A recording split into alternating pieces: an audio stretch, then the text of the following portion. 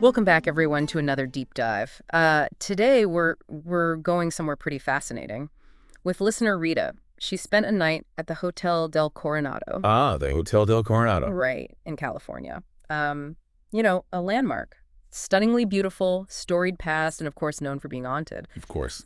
But what makes this deep dive so interesting is that Rita went into it as a skeptic, determined to debunk the ghost stories. Have you ever felt that way about paranormal claims?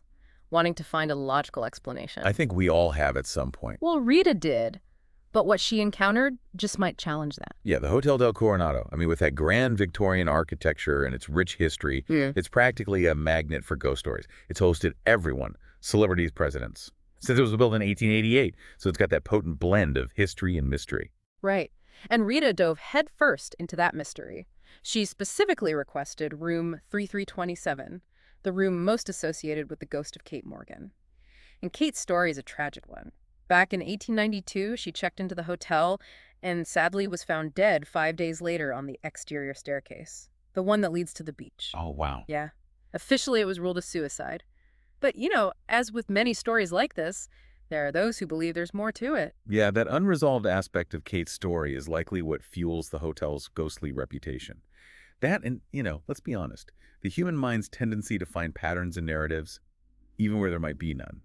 We're wired to try and make sense of the world, especially when it comes to things that frighten us. So picture this. Rita arrives at the Delum on a stormy night. Talk about setting the mood, the lobby with its soaring ceilings, intricate woodwork. It's like she's transported to another era. Yeah, that atmosphere alone could play tricks on the mind, make you question what's real and what's imagined. Oh, absolutely. And things start getting interesting right away for Rita. She finds her room door slightly ajar. Imagine. You're finally at this legendary, potentially haunted hotel, and the first thing you see is your door open when it should be closed. Oh, no. And a blast of icy air hits her as she enters the room, even though it's summer in California. Oh, that's creepy. A sudden drop in temperature. It's a classic element of ghost stories, isn't it? Yeah. It taps into our primal fear of the cold, of something unnatural. But it also makes you wonder, could there be a more mundane explanation? Like a malfunctioning thermostat, maybe? Right, Rita's trying to be logical, thinks maybe housekeeping left the door open and the AC on full blast. So she gets out her recorder, ready to document her debunking mission, and starts talking about Kate Morgan and the stories surrounding room 3327. It seems like Rita went in with a healthy dose of skepticism, wanting to approach this from an investigative perspective, which is honestly a great way to approach anything seemingly unexplainable. Don't just accept the spooky explanation, try to understand it.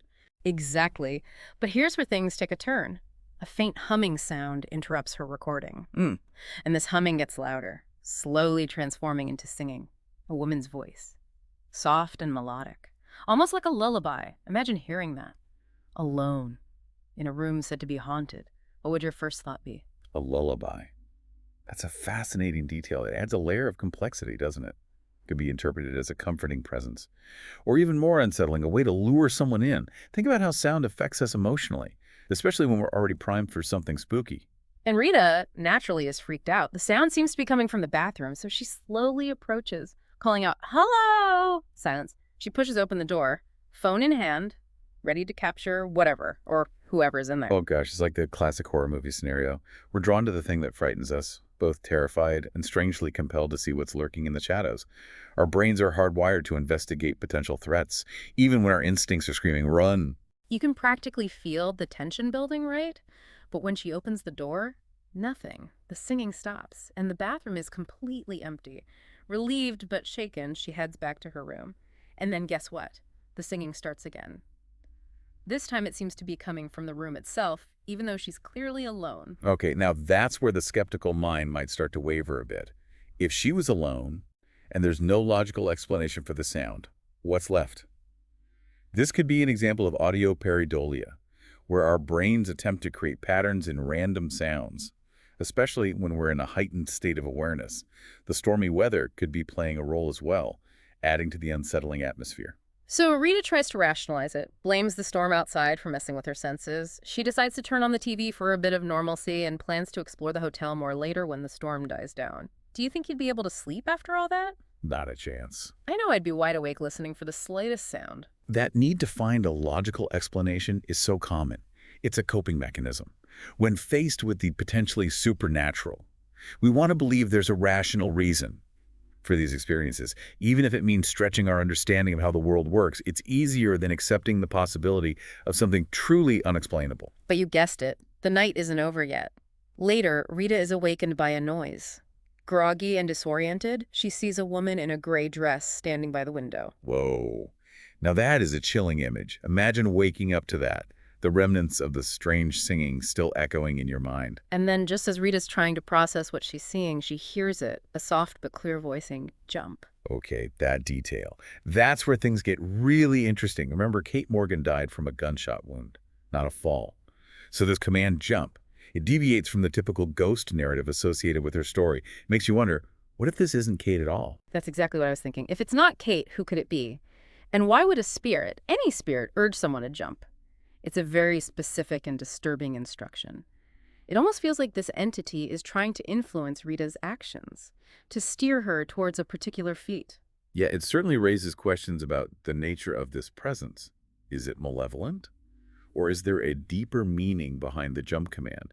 Maybe it's not meant to be taken literally. Perhaps it's a metaphorical message, urging Rita to take a leap of faith, to confront her fears, or maybe even to let go of her skepticism. Wow, that's a whole other layer to this story. It's like this experience is forcing Rita and us to consider the possibility that there's more to these phenomena than we initially thought, that maybe there are layers of meaning we're not grasping. Exactly. It challenges us to think outside the traditional ghost story framework. We tend to associate ghosts with unfinished business, with seeking revenge or resolution. But what if some spirits have different motivations? What if they're trying to guide the living, to warn them, or even to help them grow? Okay, now I'm getting chills. It's like this jump command, as unsettling as it is, could be interpreted as a strange form of encouragement, a push towards some unknown transformation. It's fascinating, isn't it? How something that initially seems frightening can, when viewed through a different lens, become something else entirely. So back to Rita. She's understandably terrified after hearing that command. She closes her eyes tight, repeating, "This isn't real, this isn't real," trying to convince herself it was all just a bad dream. But when she opens her eyes, the woman is gone.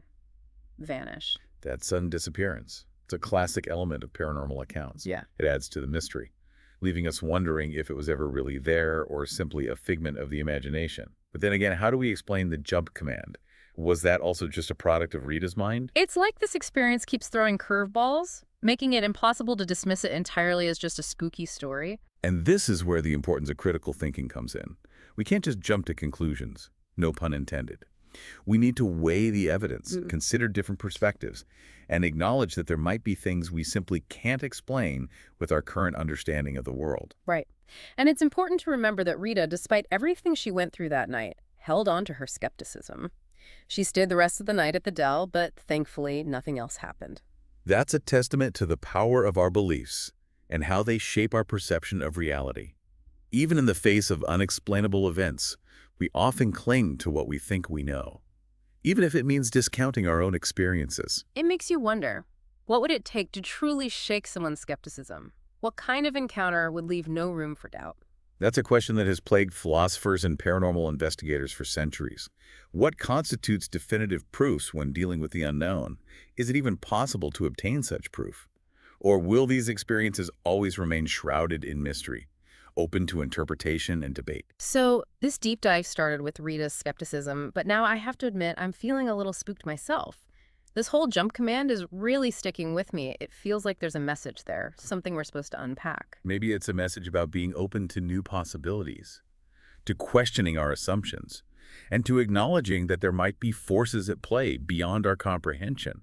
It's a reminder that the world is a vast and mysterious place, and that sometimes the most compelling questions are the ones that have no easy answers. So where does this leave us? What do you make of Rita's experience? Real or imagined? A ghostly encounter or a trick of the mind? Is there even a clear line between those two possibilities? That's the question that lingers, isn't it? And honestly, there might not be a single right answer. That's part of what makes exploring these topics so fascinating. We can examine the evidence, consider different perspectives, but ultimately, it comes down to what each of us chooses to believe. It's almost like we're detectives, piecing together the clues. The open door, the cold air, the singing, that chilling apparition, and of course the jump command. Each piece adds to the mystery. But whether they form a clear picture or just a collection of intriguing anomalies is up for debate. Exactly. And just like with a good mystery, the most compelling aspect might not be the solution itself, but the process of exploring the possibilities. I'm also struck by how Rita's experience, while unique to her, fits into the larger narrative surrounding the Hotel del Coronado. It's a place steeped in history where countless stories have unfolded over the years. Who knows how many other guests have had similar unexplained encounters? That's what makes places like the Del Coronado so captivating. They become repositories of human experiences, both the ordinary and the extraordinary. Those walls have witnessed joy, sorrow, love, loss, the full spectrum of human emotion. And it's not surprising that some believe those energies linger, perhaps even manifesting in ways we can't fully explain. Thinking about that vast history, the sheer number of people who have walked those hallways, it makes you wonder. If the apparition wasn't Kate Morgan, as the jump command seems to suggest, then who could it have been? What other stories are hidden within the Del's history? It's a thought-provoking question, isn't it? Imagine all the lives that have intersected at the Del Coronado. Maybe the jump command is a clue to a lesser-known story, a hidden chapter in the hotel's paranormal chronicle. Maybe there's an entirely different spirit at play, one we haven't even considered. This whole experience reminds us that there's so much we still don't know, so much that remains unexplained. And maybe, just maybe, it's okay to embrace that uncertainty, to let the mystery linger, to acknowledge that some stories defy easy answers. Absolutely. Perhaps the most valuable lesson we can take from these stories is that it's okay to question, to wonder, to explore the boundaries of our understanding. It's that curiosity, that willingness to engage with the unknown that keeps us open to new possibilities and allows us to appreciate the mystery and wonder that exists all around us. And on that note, we'll leave you to ponder the mysteries of the Hotel del Coronado and the nature of the paranormal. Do you think Rita encountered a real ghost? Or is there another explanation? Whatever you decide, keep exploring, keep questioning. And who knows, maybe even share your own strange encounters with us. Until next time, keep those chills coming.